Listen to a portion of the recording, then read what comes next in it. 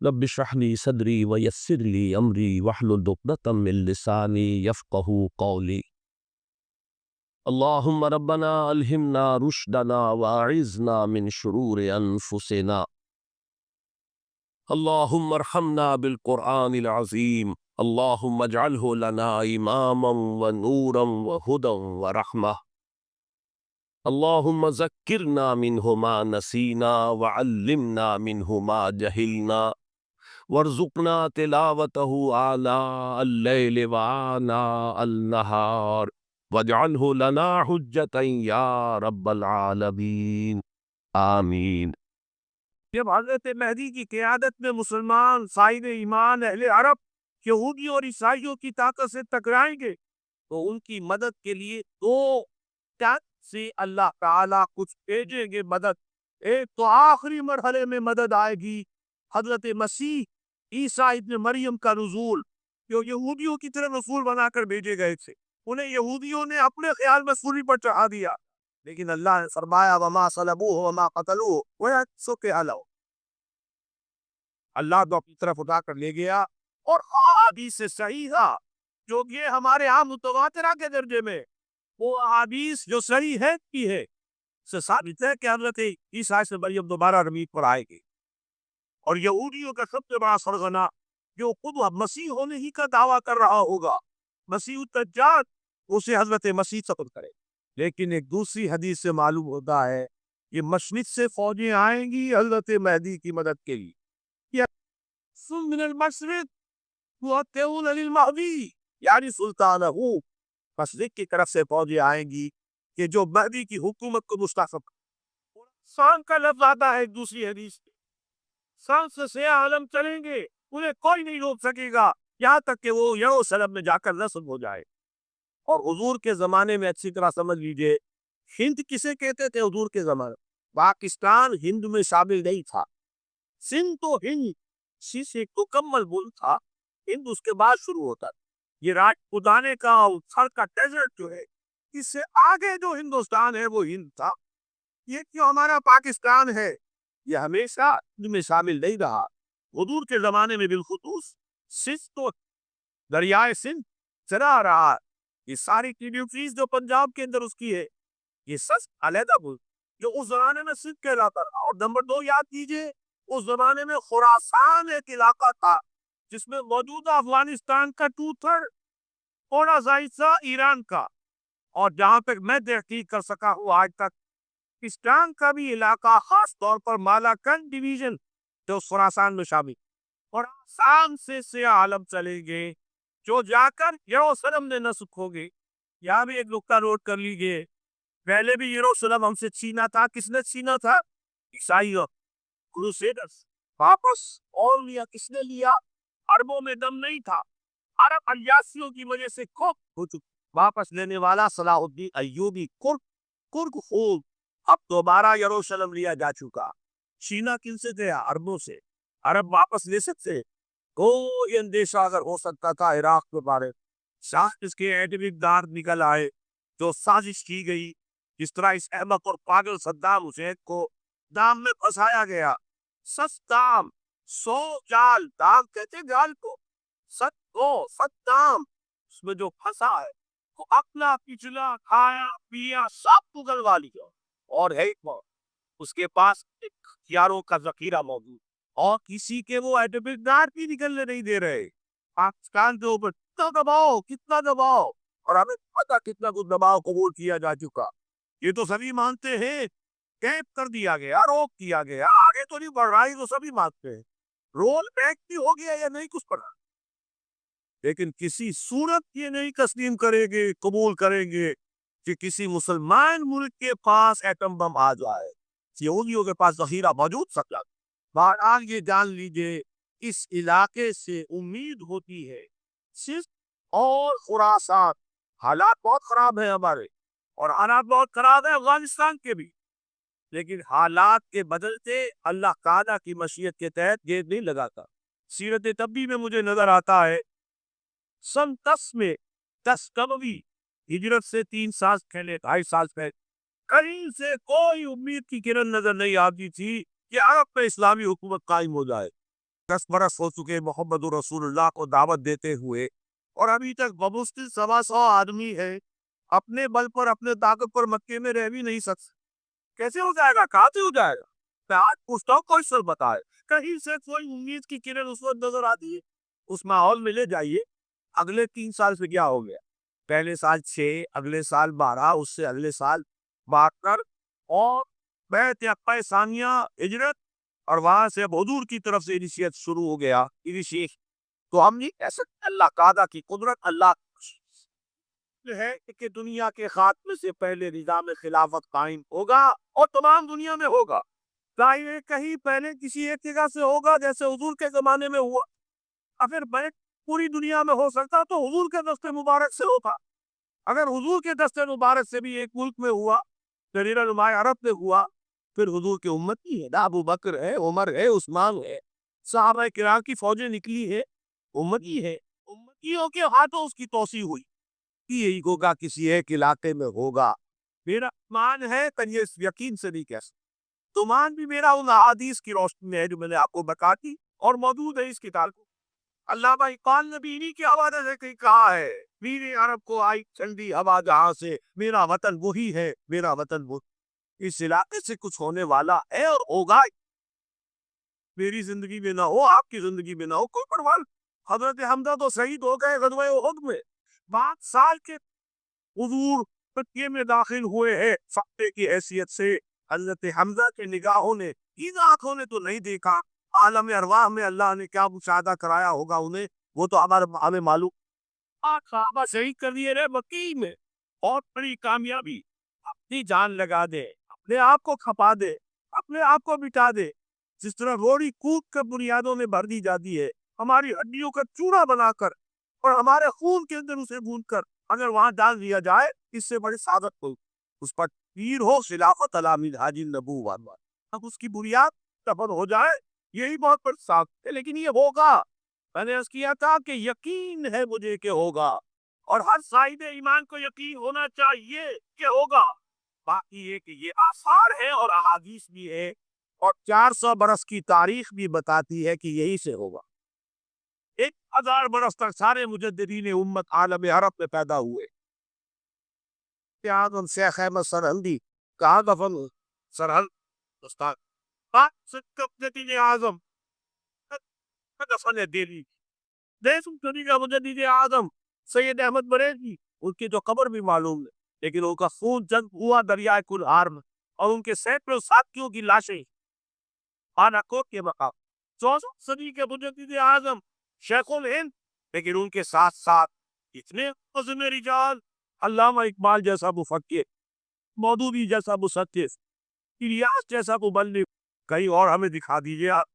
कल कहीं अर्ज कर रहा था कि पहले जो है 10-1000 बरस तक हर खैर हिंदुस्तान में बाहर से आ रहा। मोइनुद्दीन अजमेरी बाहर से आ रहे हैं, फैज अली अजमेरी बाहर से आ रहे हैं, सिंध में जितने औलिया दफन है सबके सब बाहर से, ईरान से चले आ रहे। लेकिन जैसे ही 11वीं सदी शुरू हुई, रिवर्स हो गया, और अब सिलसिला मुजद्दिदिया नस्बंदिया अब हिंदुस्तान से निकलकर फैल रहा है। पूरा अफगानिस्तान, पूरा तुर्किस्तान, तमाम ये तुर्क रियासतें जो आजाद हुई है अभी यूएसएसआर के खात्मे के बाद, यहाँ तक के साइप्रस, जजीरा कुब्रुस, पूरा तुर्की जो अभी है मौजूदा तुर्की, सिलसिला मुजद्दिदिया नस्बंदिया कहाँ से चला? हिंदुस्तान पूरे आलम इस्लाम। मुफक्किर उलमाए दीन और तमाम उलूम दीनी का मुजद्दिद शाह वलीउल्लाह ने खालिस तरीन जिहाद फी सबीलिल्लाह तौरे साहबा के बाद जमात मुजाहिदीन जब शहादत पोस्ट किया, सैकड़ों हमारे मुजाहिद। फिर 14वीं सदी में इकबाल जैसा मुफक्किर, मौदूदी जैसा, दोबारा दोहरा रहा हूँ, मुसन्निफ, यास जैसा मुबल्लिग, उन्हें तो कहीं नहीं होती। तमाम मुसलमान ममालिक आजाद हुए, कहीं इस्लाम का नाम नहीं लगा। न सिर्फ कानून ने नारा लगाया, न कहीं किसी और ने नारा लगाया। अरदू ने भी अरब नेशनलिज्म का नारा लगाया, इस्लाम का नारा नहीं। तहरीक पाकिस्तान ने लगा, पाकिस्तान का मतलब क्या? ला इलाहा। सुबह से चुका हूँ तहरीक खिलाफत पूरी दुनिया में कहीं नहीं, सिर्फ पर्रे अदीन पाको हिंद में। और कैसी तहरीक खिलाफत के हिंदू शरीक हुए, गाजी शामिल हुआ, पूरे हिंदुस्तान को जिसने बुझा दिया। یہ دوسری بات ہے کہ جب سکھ استوا کمال نے ختم کر دیا تو کیا کرتے مدعی سکھ کمال نام کے بارے میں حضور نے فرمایا تھا بدا الاسلام غریباً فسیعود کما بدا فطوبی للغرباء۔ اسلام کا آغاز تو ہوا تھا اس حالت میں کہ وہ بہت ہی اجنبی تھا، کوئی اس کا جاننے پہچاننے والا تھا ہی نہیں۔ دوبارہ اگرچہ اس کے بعد حکومت تو آ گئی، ایک دور آ گیا، اسلام کا غلبہ ہو گیا، لیکن عنقریب اسلام دوبارہ غریب ہو جائے گا، دوبارہ اجنبی ہو جائے گا، عنقریب سیعود۔ سین کے ساتھ جب اس عربی زبان میں فعل مستقبل بنتا ہے، سوفا وہ ذرا دور کی بات ہے، لیکن وسیعود عنقریب وہ دوبارہ غریب ہو جائے۔ فطوبی للغرباء، تو مبارکباد اور تہنیت ہے ان لوگوں کے لیے جو اسلام کی غربت کے دور میں سب بھی غریب ہو جائے، خود بھی اجنبی ہو جائیں، لوگ انہیں دخیانو سکتے ہیں۔ یہ ابھی تک چمٹے ہوئے ہیں سنت رسول کے ساتھ، یہ ابھی تک انہی چیزوں کے لیے دخیانوسی لوگ ہیں۔ یہ سارے فقرے ان پر شروع کیے جائیں، وہ برداشت کریں، لیکن یہ کہ اسلام کا دامن حاصل ہے۔ لیکن اسلام کا عروج خلافت راشدہ اور وہیں سے زوال شروع ہو گیا، 1400 برس مسلسل زوال کے، اسلام کو دوبارہ عروج حاصل نہیں، حالی کہ وہ 2.7% اپلیکیبل ہے۔ پس کی کا کوئی حد سے گزر نہ دیکھے، اسلام کا گر کر نہ ابھرنا میں، مانے نہ کبھی کہ بد ہے ہر جزر کے بعد دریا کا ہمارے جو اترنا۔ اسلام کا تو عروج کر دیا ہے، پھر وہ خلافت راشدہ تو آج تک قائم نہیں ہوئی، تو ایک مکمل دین نظام کی حیثیت سے تو دنیا میں کہیں نہیں ہے۔ ہاں مسلمانوں کی بڑی بڑی شدت شوکت، ان کا دبدبا، ان کا روک، ان کی حکومت، اس میں یہ ہے کہ 2 عروج آ چکے ہیں، 2 زوالات۔ مسلمانوں کا پہلا عروج تھا اسلام اور مسلمانوں کا ساتھ ساتھ، حضور کا دور خلافت راشدہ، یہاں اسلام اور مسلمان ساتھ ساتھ جا رہے ہیں۔ اس کے بعد اسلام کا تو زوال شروع ہو گیا، مسلمانوں کا عروج جاری رہا، دور بنو امیہ اور اس کی فتوحات، دور بنو عباس اور اس کی فتوحات، روح ارضی کی عظیم ترین سلطنت بنو عباس، تہذیب، تمدن، علوم، خلوط، علم، روشنی۔ پھر ادھر سے بنو امیہ کا ختم ہوا، چراغ گل ہوا، تو ادھر چراغ جو ہے امیہ کا روشن ہو گیا، اسپین کے اندر ہسپانیہ کو۔ یہ سارا دور عربوں کا عروج جاری ہے، مسلمانوں کا عروج جاری ہے، اگرچہ اسلام کا زوال خلافت راشدہ کے ساتھ ہی شروع ہو گیا۔ پھر ایک وقت آیا کہ مسلمانوں کا بھی زوال، پہلے کروسیڈرز نے آ کر پٹائی کی اور بہت پٹائی، 1099 میں یروشلم جو فتح کیا انہوں نے، تو جس قدر کچھ تو خون کیا ہے، جتنا قتل عام کیا ہے، خود جو یورپین مورخین ہیں وہ بھی شرماتے ہیں اس کا ذکر، سارا میڈیٹرینین کا علاقہ انہوں نے فتح کر دیا، تو اب تہس نہس کر دیا۔ خیر اس کو تو 88 برس کے بعد صلاح الدین ایوبی رحمۃ اللہ علیہ نے واپس لے لیا، لیکن پھر اگلی صدی میں جو طوفان آیا ہے تاتاریوں کا، کروڑوں مسلمان قتل ہوئے، کروڑوں۔ 1258 میں سقوط بغداد اور خلافت بنو عباس کا ٹمٹماتا ہوا چراغ روشن، مستعصم باللہ کو گھسیٹ کر محل سے نکالا، جانور کی ایک کھال کو اندر لپیٹا، اور تاتاریوں نے اپنے گھوڑوں کے سنگ تلے کچل دی، اور شیخ سعدی نے کہا آسمارا حق بود در خون بارز بن زمین بر زوال ملک مستعصم امیر الموت۔ یہ عربوں کا زوال، اور نوٹ کر لیجئے پلیز، اس وقت سے عرب امت مسلمہ کی قیادت سے معزول کر دی، آج تک معزول۔ دوبارہ عروج مسلمانوں کو ہوا، لیکن وہ ایک معجزہ، جن تاتاریوں نے کروڑوں کو مارا تھا مسلمانوں کو، وہی ایمان لیا، انہوں نے مسلمانوں کو کونکر کیا تھا، اسلام نے انہیں کونکر کر لی ہے۔ آیا فتنہ تاتار کے افسانے سے، پاسباں مل گئے کعبے کو سرن خانے سے۔ اب یہ تاتاری ہورس تھے، ترکس، انہیں قیادت ملی عالم اسلام، ترکان تیموری ہندوستان میں، ترکان صفوی ایران میں، ترکان سلجوقی مڈل ایسٹ میں، ترکان عثمانی کا تو کہنا ہی کیا ہے، ایشیا مائنر سے شروع ہو کر پھر یہ کہ 3 بر اعظموں پر سلطنت روما کی طرح کی ایک عظیم سلطنت قائم کی ہے، دی گریٹ آٹومان امپائر، اور خلافت بھی انہیں منتقل ہو گئی۔ یہ جو دوسرا عروج تھا یہ ترکوں کے زیر قیادت تھا، عربوں کے لیے، لیکن پھر اس کا بھی زوال آ گیا۔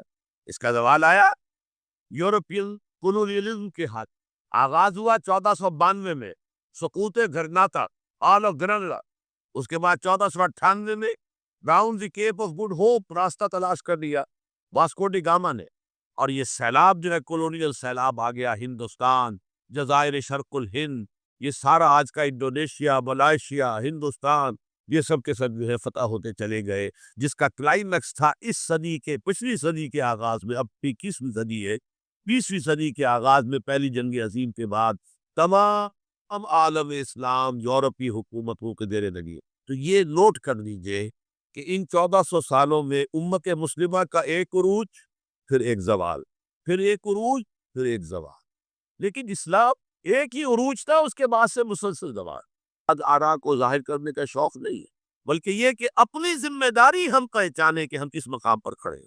دیکھیے، اس پاکستان کے بارے میں یا ہندوستان کے بارے میں علامہ اقبال نے کہا تھا اپنے ترانہ ملی میں، میرے عرب کو آئی ٹھنڈی ہوا جہاں سے، میرا وطن وہی ہے، میرا وطن وہی ہے۔ اور مجھے بتایا گیا کہ سنن ابی داؤد میں یہ روایت موجود ہے کہ حضور نے فرمایا کہ ہندوستان کی طرف سے مجھے ٹھنڈی ہوا آتی، اگرچہ مجھے وہ حدیث ابھی نہیں ملی، لیکن حزب التحریر کا ایک کارڈ مجھے ملا تھا، تو اس میں اس حدیث کا اور اس میں ابو داؤد کے روایت کا ایک حوالہ موجود۔ لیکن میں جو چیز آپ کو بتا چکا ہوں وہ یہ کہ الف ثانی کا پورا تجدیدی کارنامہ اس ہندوستان کی سرزمین میں ہوا۔ مجدد الف ثانی شیخ احمد سرندی، شاہ ولی اللہ دہلوی، سید احمد بریلوی، وہ تو ہمارے پاکستان میں آ کر جو ہے ان کا خون جذب ہوا ارض پاکستان۔ پھر شیخ الہند مولانا محمود حسن۔ تحریک خلافت چلی تو صرف ہندوستان میں چلی اور کہیں نہیں چلی۔ آزادی کی تحریک چلی پوری دنیا میں، وہ نیشنلزم کی بنیاد پر چلی، ملے نیشنلزم، عرب نیشنلزم، ترک نیشنلزم۔ ہمارے یہاں چلی تو اسلام کے نام پر پاکستان کا مطلب کیا، لا الہ الا اللہ۔ پھر پاکستان قائم ہوا معجزے کے طور پر، بلکہ نازل ہوا ہے لیلۃ القدر میں، انا انزلناہ فی لیلۃ القدر۔ جیسے قرآن نازل ہوا لیلۃ القدر میں، یہ پاکستان بھی نازل ہوا لیلۃ القدر میں۔ اس کا برقرار رہنا ابھی تک معجزہ ہے۔ ہندو یہ سمجھتا تھا، کانگریس سمجھتی تھی کہ جھٹپٹ ختم ہو جائے گا۔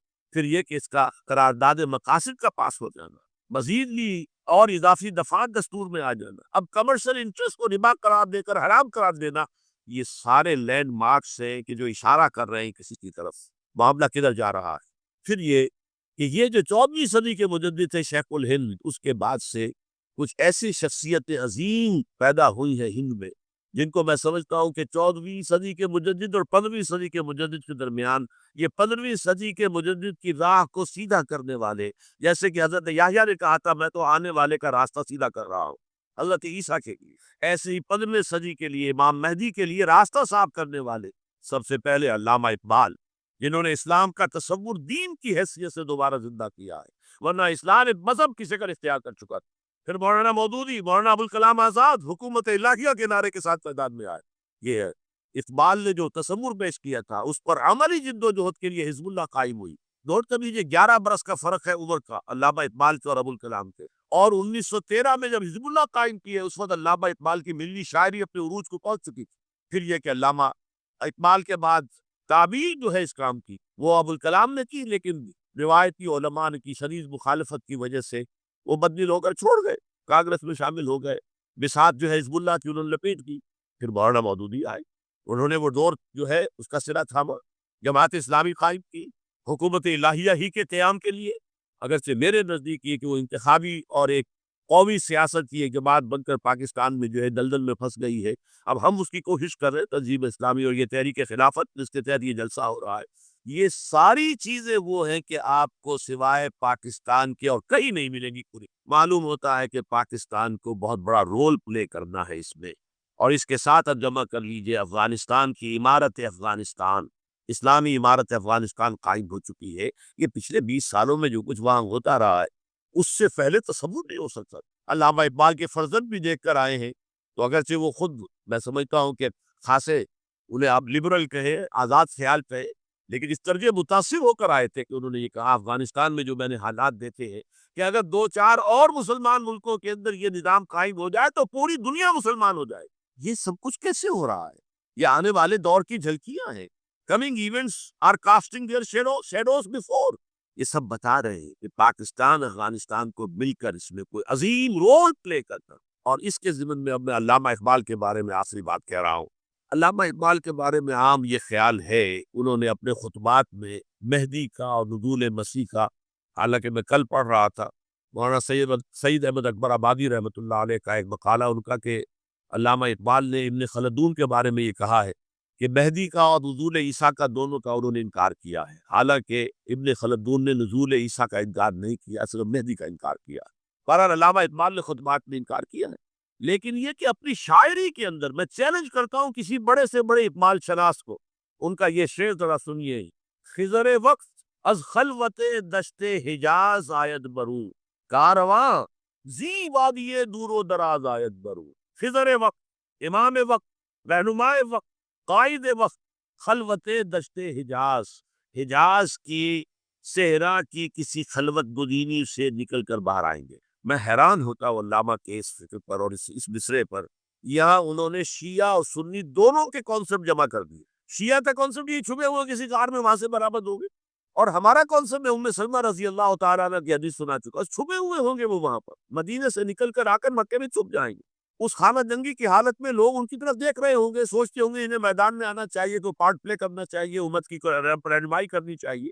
لیکن وہ چھپیں گے، وہ کارے ہوں گے، وہ اس ذمہ داری کو قبول نہیں کرنا چاہیں گے، جا کے چھپ جائیں گے مکے میں. وہاں سے مکے والے انہیں نکالیں گے، اور وہ کارے ہوں گے، انہیں بالکل یہ پسند نہیں ہوگا کہ یہ ذمہ داری اٹھائیں. تو صدر وقت خلوت دشت حجاز آیت برو، کارواں زی وادی دور و دراز آیت برو. کارواں جو چلے گا ان کی مدد کے لیے اس وادی دور و دراز، اس زی عظیم وادی دور و دراز، یہ وادی سندھ ہے. وادی سندھ جو ہے ہم سمجھتے ہیں کہ صرف یہ پاکستان اور پنجاب جو ہے یہ اس میں شامل ہے. سندھ اور پنجاب نہیں، افغانستان کا پورا مشرقی علاقہ اس میں شامل. جیسے دریائے جیلم سندھ میں جا رہا ہے، جیسے دریائے گلگت سندھ میں آ کر ملتا ہے، جیسے دریائے چناب اور راوی اور جیلم اور یہ سب جا رہے ہیں اور آ رہے ہیں، اسی طرح دریائے کابل کہاں سے آ رہا ہے، دریائے گومل کہاں سے آ رہا ہے، کوچی کہاں سے آ رہا ہے. یہ سارا جو ہے ڈرین جو ہو رہا ہے ایسٹرن جو ہے پارٹ آف افغانستان، یہ سب وادی ہے. اس وادی کے یہ دو حصے ہیں، ایک حصہ جو ہے یہ ادھر پاکستان میں ہے، اور اسی وادی کا دوسرا حصہ جو ہے وہ افغانستان میں. کارواں زی وادی دور و دراز آیت، کارواں چلے گا یہاں سے. یخرج ناس من المشرق یوطئون للمہدی یعنی سلطان ہی، مشرق سے فوجیں چلیں گی کہ جو مہدی کی حکومت قائم کرے گی. اور یخرج من خراسان رایات و سود، اور خراسان سے سیاہ پرچم چلیں گے کہ جن کا رخ کوئی بور نہیں سکے گا، حتیٰ تنصب بیلیا، یہاں تک کہ وہ جا کر یروشلم جو ہے نصب ہو جائے. حضرات میں ایک میری گفتگو کا حصہ باقی تھا لیکن میں اسے چھوڑ رہا ہوں، اس لیے کہ گلوبلائزیشن جو اس کی ہوگی، جو خلافت علی منہاج النبوہ کی تجدید کامل حضرت مہدی کے ہاتھوں عرب میں ہوگی، اس سے پہلے اس کے لیے محنت، کوشش، جد و جہد پاکستان اور افغانستان میں ہو چکی ہوگی جو اسے سپورٹ کرے گی اور وہاں جا کر حکومت قائم کرے گی. اس کے بعد گلوبلائزیشن کا جو مرحلہ اس کا ہے وہ حضرت مہدی کے ہاتھوں نہیں ہے، وہ حضرت میں نے خاص طور پر آج اس مقام کو اس لیے بھی چنا ہے کہ میں یہ محسوس کرتا ہوں کہ ہمارے ہاں جو حضور صلی اللہ علیہ وسلم کی احادیث میں پیشن گوئیاں ہے، ہمارے ہاں کا جدید تعلیم یافتہ طبقہ کی طرف کوئی توجہ نہیں دیتا، بلکہ سمجھتا ہے کہ ادھر بے اعتنائی کا رویہ اختیار کرتا ہے کہ کوئی کیا باتیں ہیں، یہ آدمی کو کام کرنا چاہیے، یہ کیا پیشندگی کے بارے میں کیا دلچسپیاں دینا ہے. تو پہلے تو یہ نوٹ کرنے کے پیشندگی صرف حدیث میں نہیں ہے، قرآن میں بھی ہے. قرآن میں یہ پیشن گوئی آئی. فرق تو ہوگا حدیث کی پیشن گوئی اور قرآن کی پیشن گوئی کا. کیا فرق ہوگا؟ نمبر ایک یہ کہ قرآن کا تو ہر حرف جو ہے وہ یقینی ہے. حدیث کے بارے میں یہ ہو سکتا ہے رواج بالمعنی ہو، رواج کرنے میں کوئی لفظ تھوڑا بہت بدل گیا ہو، پھر حدیث کی سند کیا ہے، وہ صحیح بخاری کی ہے، صحیح مسلم کی ہے، اس کا استناد کا پایا کیا ہے، درجہ کیا ہے. جبکہ قرآن مجید کا ہر حرف جو ہے وہ مستند ہے، بلا لا ریب فیہ کا اصطلاح ہے. یہ فرق تو ہو گیا. ایک دوسرا فرق بہت اہم یہاں ہے کہ یہاں سالوں کا تعین کر دیا گیا ہے، یعنی زیادہ سے زیادہ 9 برس کے اندر اندر یہ صورتحال بدل جائے گی.